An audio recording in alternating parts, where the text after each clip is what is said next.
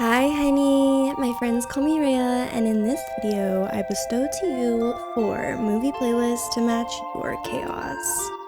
Summer is ending and the nights are getting cooler, and on a nice cool night, it's lovely to cozy up and have a little movie marathon.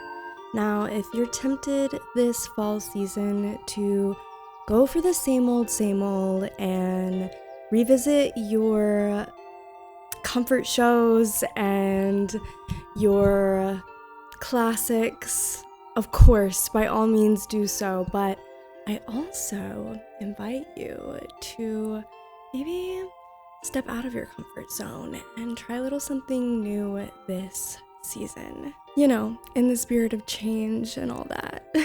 And who knows, you might be rewarded for stepping out of your comfort zone and discover a brand new favorite. Besides, this isn't about awards or genre. This is about energy, chaos, and finding the right kind of cinematic mood to match your chaos. So let's begin with a playlist that's hot, dangerous, and absolutely gonna ruin your night in the best way. Sorry, Mom. We're starting out all wrong with my wildest playlist, Corny and Insane. And yeah, you probably already guessed it. This playlist has 2 criteria: sex and insanity. I'm talking drama so delicious it could melt, sci-fi so weird it gets wet, and aesthetics that live somewhere between a music video and a nervous breakdown. Starting with Fallen Angels by Wong Kar-wai. Neon slick cityscapes, emotional dysfunction, and tragic eroticism. This film drips with both longing and attachment, and in the end, you can't really be sure who's more dangerous, yourself or the person you're obsessed with. This film is fast-paced, in your face, and when it slows down finally, it will make you ache. Up next is Anora, directed by Sean Baker. This one is fairly new, but already pretty iconic. It's about a stripper in Brooklyn who marries the son of a Russian oligarch, and things start to spiral. It depicts and covers quite a range of difficult emotions. It's hot, messy, and I think it's a must-see, honestly. Dare I say pro-sex work, poverty porn done differently? Up next is Nowhere, Greg Araki's bisexual punk alien apocalypse film is actually insane. Teenagers on drugs, what is going on, desire for belonging, and existential dread. Is this a good movie? No, but it's definitely one to watch for the hell of it. It's like if Lisa Frank designed an oversexed fever dream with a poetic cadence. I feel like that's it. And it's very 80s also. Yeah, that part I said in the beginning about like the music video vibes of this playlist. This movie is very that. And that segues us perfectly into the last movie on this playlist, which is Wild at Heart. It's David Lynch does Elvis core road trip with violent psychosexual detours. That was a mouthful, y'all. And let me just say, Nicolas Cage and Laura Dern are on fire in this movie. I mean, I'm blushing, okay? I wasn't supposed to see this. I love the love and gentleness between the 2 characters. When he calls her Peanut, he calls her Peanut, guys. His nickname for her is Peanut. Peanut. My heart, y'all. Peanut. Peanut. Come on, what the devil? Are you kidding me? I'm gonna cry. Okay, so anyways, And the last note about this movie is Willem Dafoe has teeth you will never forget.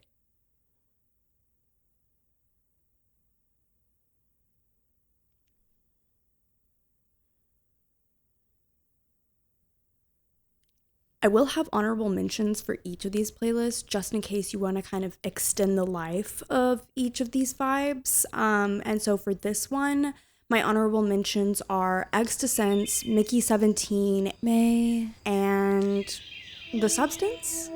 Yeah, those are the ones. Those are the ones. I thought there was another one, but those are the ones. Next up, we have Girlhood and Trauma. This one has gotten me a lot of love on Pinterest. So let's get into it.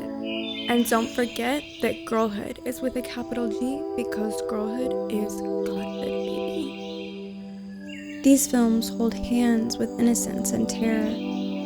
These are the fairy tales that raised us, betrayed us, and taught us how to survive.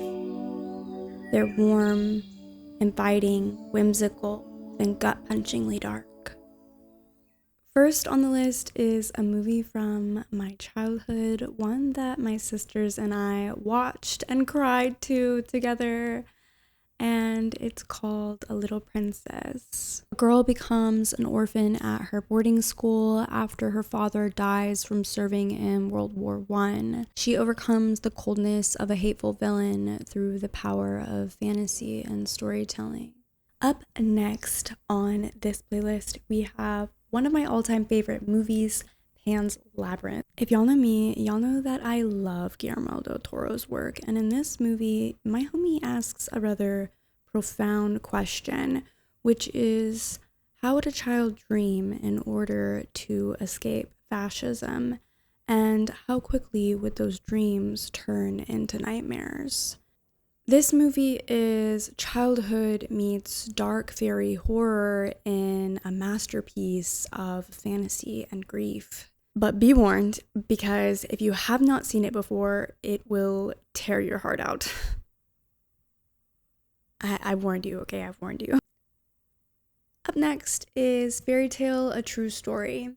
It's about two girls who fake photographs with fairies. Or do they? It's whimsical, unsettling, and whispers that sometimes belief is more dangerous than lies. This is actually based on a true story about how Sir Arthur Conan Doyle, the author of Sherlock Holmes, came to see these two girls and stirred up a real media circus around them.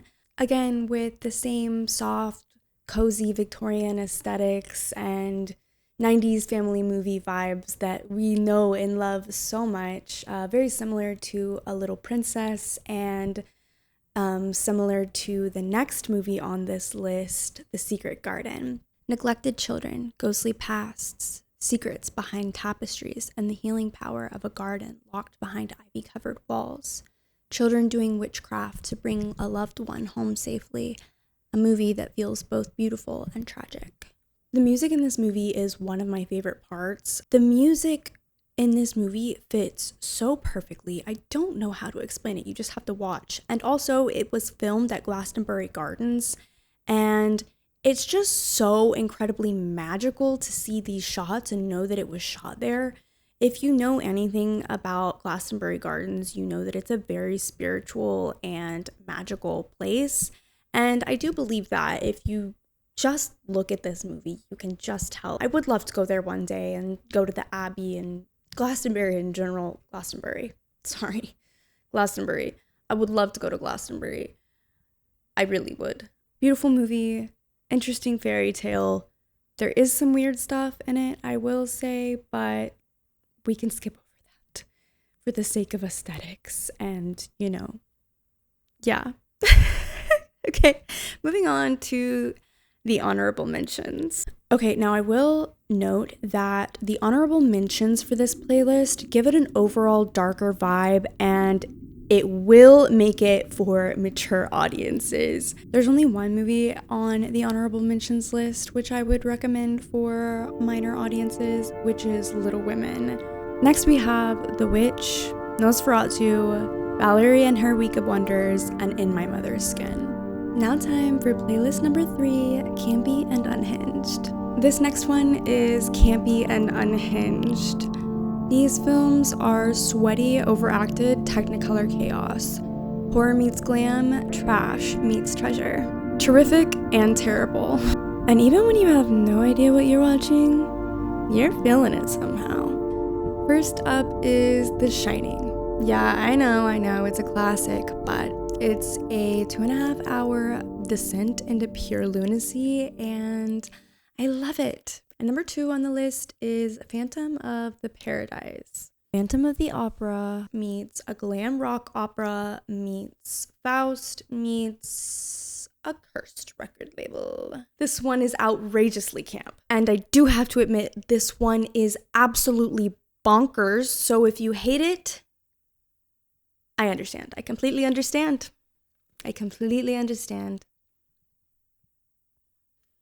And next on the list is one of my favorite horror movies of all time called House. So apparently the director who made this film asked his 10-year-old daughter what scared her, and he made exactly that.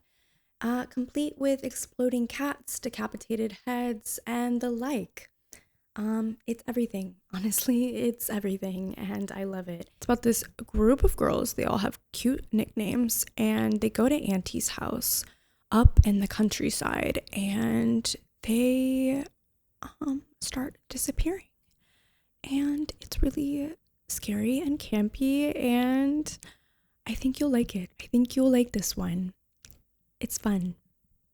And the last movie on my playlist for Campy and Unhinged is From Dusk Till Dawn. Again, if you detest this movie, I completely understand. It is not for everyone. It's a crime thriller. It's a vampire movie. It's a tequila-drenched fever dream steeped in Quentin Tarantino pop violence, foot fetish, and an unexpectedly fun story. And I think you might like it. You might hate it, you might like it. And if you hate it, that's fine. Don't blame me. Blame me if you like it. How about that?